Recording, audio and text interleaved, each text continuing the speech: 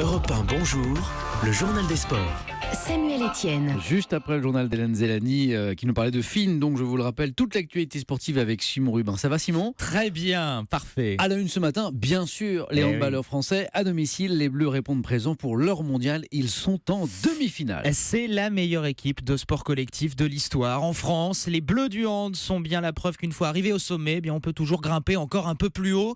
Hier, la France tenante du titre s'est dépatouillée du piège suédois et de son maelstrom d'embûches. Victoire sur le fil 33-30. Immense soulagement pour Michael Guigou, l'un des cadres de cette équipe.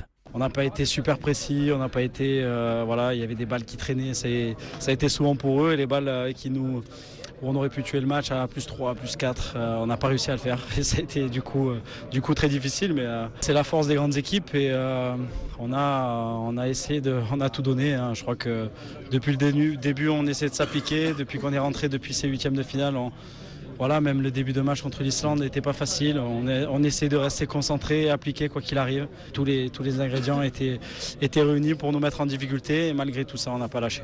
Michael Guigou au micro de Christophe Lamarre. Prochain rendez-vous pour les Bleus, ce sera contre la Slovénie demain à 20h45. La Slovénie victorieuse du Qatar. On ne va pas se mentir, ce match est largement à la portée de l'équipe de France. À suivre bien sûr. L'autre grand titre de l'actualité sportive ce matin, c'est le PSG football qualifié. Le PSG pour sa 8e de finale de Coupe de la Ligue. Et les Bleus du hand et le PSG du foot ont ceci de commun qu'ils font passer l'exploit pour du banal et l'extraordinaire pour du commun. Ça s'appelle le talent et le PSG n'en manque pas. Après un démarrage compliqué cette saison, Paris apparaît de plus en plus convaincant. Victoire hier sur Bordeaux, 4-1 en demi-finale de Coupe de la Ligue avec doublé de Di Maria et Cavani, l'Uruguayen Edinson Cavani qui marque ses 108 et 109e buts sous le maillot parisien.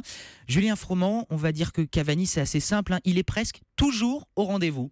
Oui, vous savez, avec Cavani, c'est arithmétique. Quand l'Uruguayen rate un match, en l'occurrence celui de la semaine dernière face à Rennes, soyez sûr qu'aux rencontres suivantes, le Matador se rattrapera.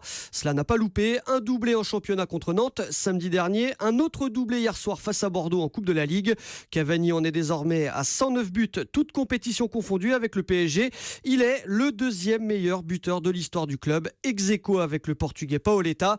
Edinson Cavani s'est rendu indispensable depuis le départ de Zlatan Ibrahimovic. Alors s'il n'a pas encore le statut de légende autoproclamé du Suédois, il est cette saison avec 28 buts en 27 matchs, le roi incontesté et incontestable de l'attaque parisienne. Julien Froment, toujours en football, un mot de la Coupe d'Afrique des Nations. Hier, qualification du Maroc qui l'emporte sur la Côte d'Ivoire. Qualification également du Congo, la Côte d'Ivoire, tenante du titre qui est éliminée. Et puis en tennis, alors elle serait sans doute qualifiée de plus grand sportif de l'histoire si elle était un homme, mais c'est une femme, alors on en parle un peu moins, mais Serena Williams, elle est en route pour un 23e titre du Grand Chelem. Elle s'est qualifiée cette nuit pour les demi-finales de l'Open d'Australie. Un grand merci Simon.